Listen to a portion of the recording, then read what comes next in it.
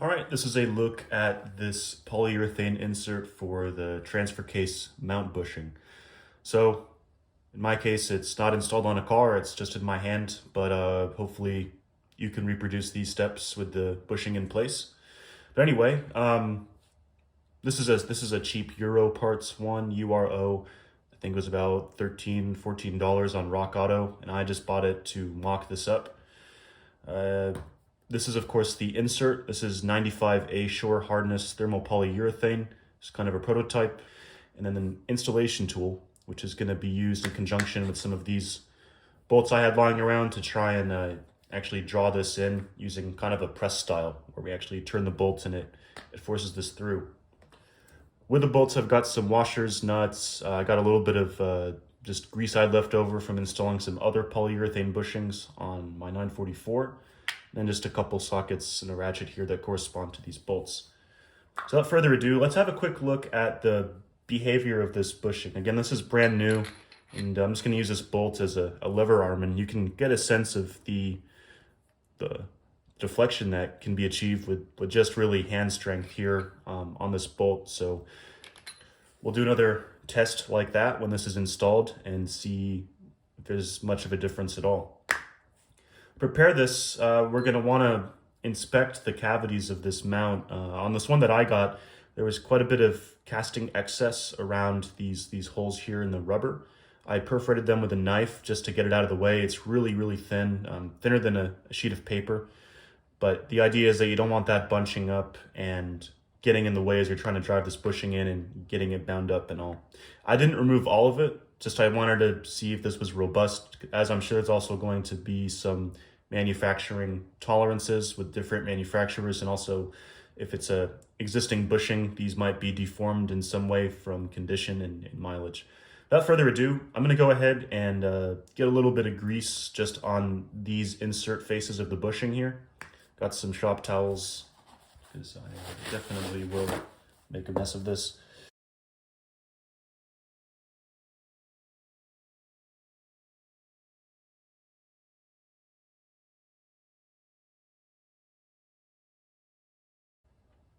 Okay, I think that's going to be adequate right there.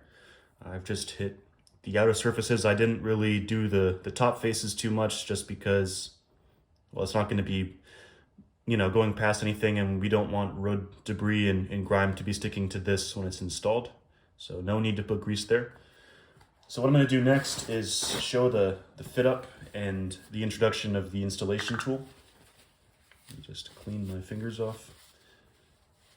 Okay, so should be fairly obvious how it goes in, but there is a slight difference on these two smaller inserts. One of them is different. Obviously, you're just going to match that up with what's in your bushing, and it's going to go in from this side with the deeper dish, as opposed to this side. You can see it's much shallower. So the deep dish side is what receives the bearing. So mine goes in like, yeah, it's like this. You can kind of feel it starting to go in by hand. You can just kind of push it in.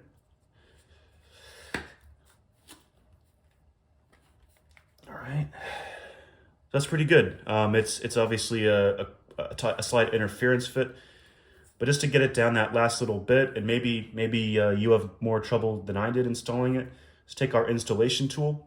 You can see it's eccentric as far as this hole position. That's just gonna align with this. I'm gonna put in my use an M12 bolt here. This is just a fender washer I had. You're gonna want to use a washer to distribute the clamping force here. It is a 3D printed part after all. So I'm just going to use this to simply draw the insert into the mount here, and this tool is dimensioned so that it'll bottom out on the top of this metal sleeve when it's at the proper depth. So let me go ahead and let me get an adjustable wrench. So this should be a simple matter of just snugging this down. You don't want to over tighten it. We're looking for this to be a little bit proud of the back of the bushing, and that's how we'll know that the insert is home.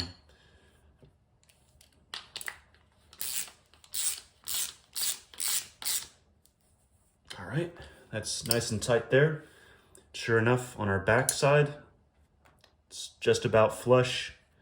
I think that's pretty much all the way as far as we're gonna get it. This is nice and snug. It'll be really obvious because again, this white installation tool will make solid contact with the metal inner sleeve. So you'll have a very solid feeling that it's in far enough.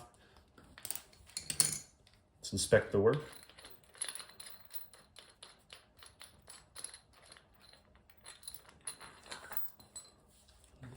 Remove the tool. Let's clean up some of the grease. And there she is.